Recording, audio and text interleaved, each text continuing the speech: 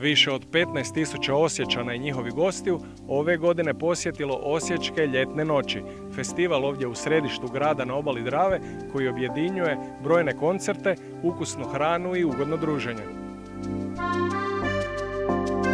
Cilj je zapravo oživjeti nekadašnji osječki korzo po kome je naš grad na zadovoljstvo svojih sugrađana i posjetitelja bio nadaleko poznat. Koncepcija je zapravo da kroz zabavni program, prvenstveno glazbeni, ali određene performanse, gastronomiju i slične, pa nekada i sportske priredbe, omogućimo građanima da izađu, da se druže, da posjete nešto od raznovrsnih programa koji se događaju ovdje u središtu grada, od središnjeg trga, Trga Slobode, kroz glavne ulice.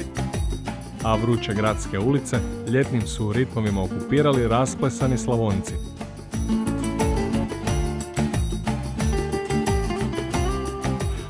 Super mi je! Ima svakakvih atrakcija ovdje, od plesa u ulici. Ovo mi je 3. put ovdje i stvarno je super onako. Ljudi su odlični, atmosfera je odlična, hrana je odlična. Pivo je teklo u potocima, od slavonskih grickalica s nogu najviše su se jele Langošice. Langošice. Langošica. Pa langošice onako najbolje onako. Hrana još bolje prija uz dobru glazbu i veliki izbor muzičkih žanrova. Pa lijepo mi je, lijepa je glazba, zanimljivo je, sviđa mi se. Ovo je posebno doba godine pa smo valjda tada najveseliji. Iskreno, malo mi se pjesme ne sviđaju, ali imam dosta izbora. Ma mi samo cajke, narodnjake slušamo. Ništa ovo nije niš posebno pa ono. Uza svu gužvu na ulicama grada bilo je mjesta i za kulturu. U parku Sakuntala postavljena je brončana maketa osječkog središta. Maketa se postavlja u sklopu projekta međugranične suradnje Osijek-Subotica. Znači cijeli ovaj secesijski niz u sklopu Europske avenije, plus po meni jedna od najljepših secesijskih građevina u Hrvatskoj, kino Uranija. To je nešto što nam je predstavljalo najveći izazov. A veliki izazov, ponajprije djeci, bio je noćni uron u bazenu na Trgu Slobode.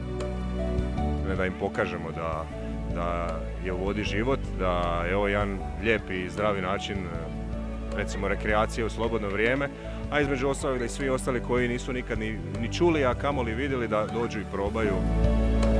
Za većinu posjetitelja sam taj osjećaj disanja pod vodom i susretanja sa ronilačkom opremom je vrlo poseban, dok je noćno ronjenje puno mističnije i još atraktivnije. Pa vidjela sam ribicu. Fora je to da možeš roniti koliko hoš, a da ne moraš izlaziti na površinu. I fora je zato što ima dolje slika, svega. Treba za Osječko ljetne večeri što više aktivnosti, znači za cijeli grad, ne samo za centar ovdje, nego i donji i gornji grad, i sport i glazba. Naši sugrađani, a i posjetitelji vole takozvani moving, vole kada se nešto događa u gradu.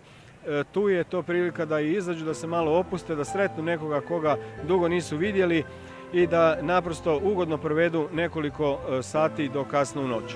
A promenadom iz daljine kao da uz huk vode i dalje tiho žubori bećarac. Još će Dravom puno vode ispod mosta proći do idućeg ljeta, do idućih osječkih ljetnih noći.